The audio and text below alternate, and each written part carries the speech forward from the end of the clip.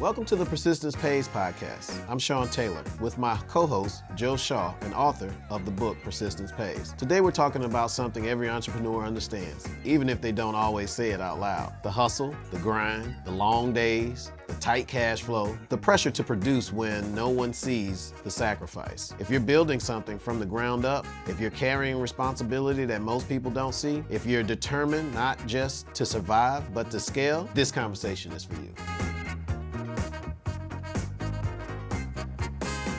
And you and I have talked about this. You know how sometimes you have people that want you to help them get started in their business, and then you end up doing more work Yeah. for their business Exactly. than they do. Talk a little bit about experience you've had with trying to coach people, because we can coach you, but when we coach you, we give you the playbook, then it's left up to you. Exactly. Now if you want to pay me to do some of it, fine, but sometimes people want all the freebies, and then they want you to go work the business for them. Exactly. It's like, yeah. It's funny because in a joking sense, my dad's kind of like that. My dad he'll say, hey, do you know where I can get, flooring from? And I say, yeah, you can get it from Home Depot. Okay, well, do me this. Find me 3 quotes.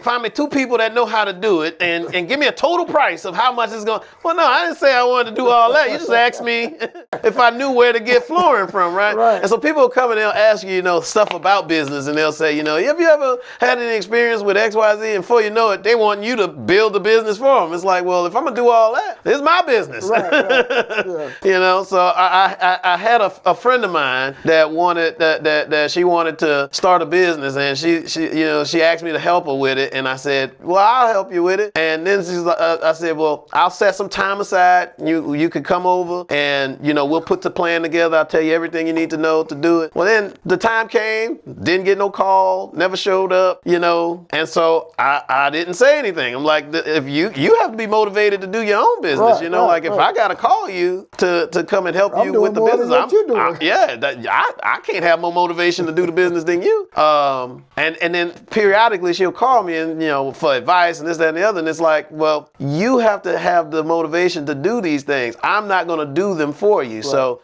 that's where it's level setting realistic expectations when it comes to a consultant perspective, is that we're gonna give you the knowledge, we're gonna give you the insight, but you have to actually do the work. You have to actually do it, unless you're willing to pay someone to do it. But that's a different scenario. But from a consultant perspective, you have to be willing to do the work. And that's what we do with coaching. Exactly. We help people come up with a plan. There you go. It's their plan. Exactly. Say, okay, what do you want to do? What do you need to improve on? What's your goal? Exactly. And we say, okay, how do we get those goals? How do we get to them? Come up with a plan. They agree to it. And then when we check in, we just say, where you at with your plan? There you go. And then if you're not hitting something, what's up with that? Let's talk about that. What do you need to put in place? So what are you not receiving from your team? Exactly. That can help you implement that? Exactly. Who's on your team that's responsible for that? Are you holding them accountable for it? Exactly. Because a lot of people, they don't have any measurement. Mm-hmm. So if you're not tracking, mm-hmm. how are you going to hold people accountable? Exactly. You were talking about how you exceed a lot of your goals, but you track it, right? Exactly. So daily.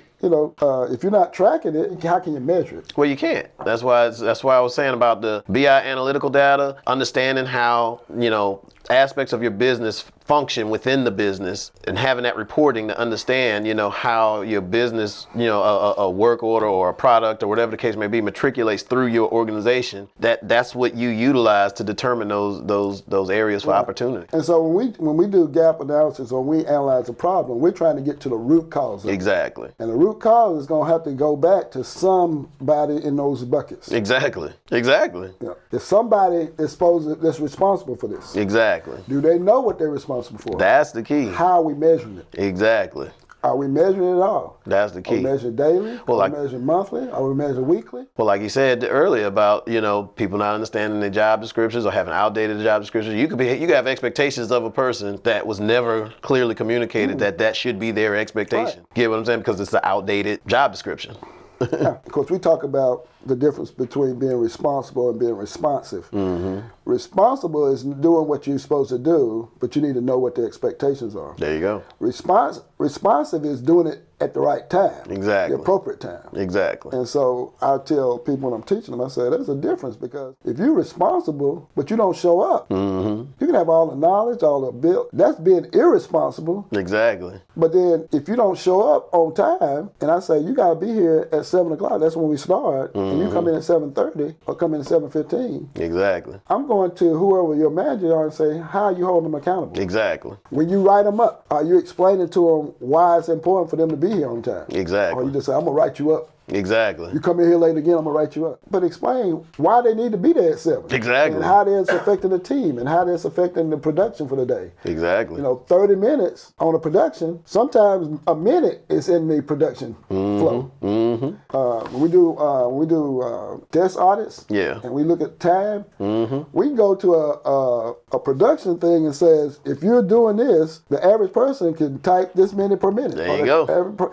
But if they don't understand, when you're 30 minutes late, that's X number of things we don't get done towards the goal. There you go. Oh, I didn't realize that. Yeah, man. Yeah. So let's talk about why you're late. Yeah. Do you have an alarm clock? It might be that simple. And I'm going to tell you, the thing about business is like a spider web. Everything touches. You know what I mean? Like, a lot of people don't think that they understand, or that they don't think that what they do has an impact on something else, right? They just think it affects their aspect. So like if I'm a salesperson, for example, you know, and I don't review my contract, and I put the wrong terms in there, and the wrong product ends up getting ordered, and then by the time it goes to get installed, it's wrong. And now we got to go all the way back to the beginning to reorder this stuff to get the right stuff to put it in. It all started with that. So that salesperson thinks that, oh, it was just a quick mistake. I didn't. Well, no, it affects the whole workflow. Yeah. Everything is for a reason and for a Exactly. purpose. Everything for a reason and purpose. I tell people a lot of times, I say, look, man, just because you did something wrong, that don't mean you're going to get fired. But if you don't tell me, well, we can analyze and figure out what you did. Exactly. So it won't happen again. You're going to end up getting fired. Eventually, yeah.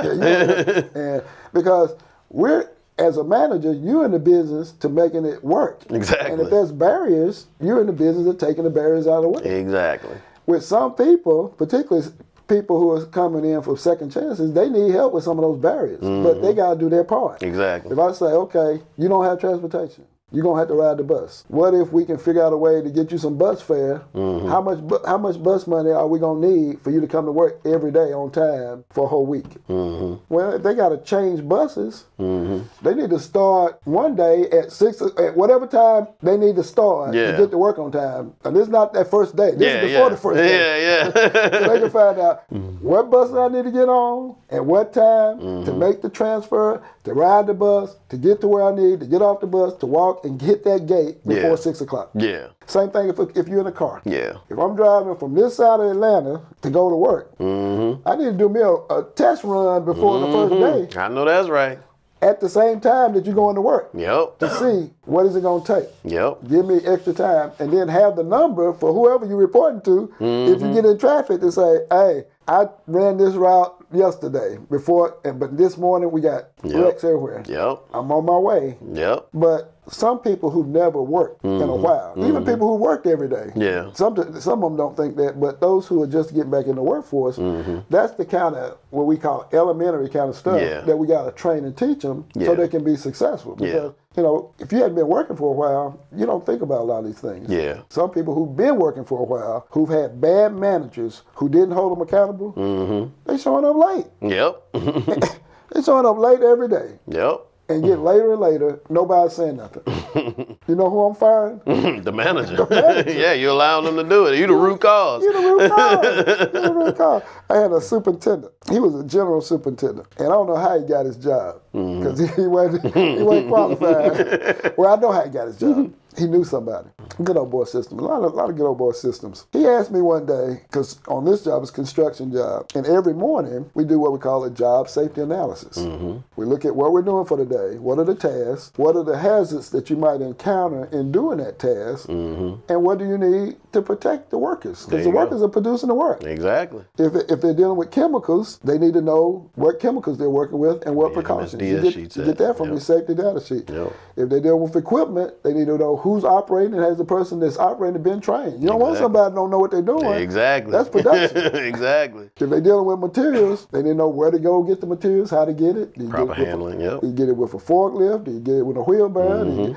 So all of that's done every morning. If you do that with your crew every day the right way, your people gonna work good, gonna be safe, gonna get good quality work. You're gonna hit your targets and exceed it. There you go. So they weren't doing it. And so, of course, I went back and say, okay, how does this align with the job description, with the policies, the plans, and the KPIs and everything? So they had a chart. Okay. And the chart said quality and safety accountability. That was on the chart.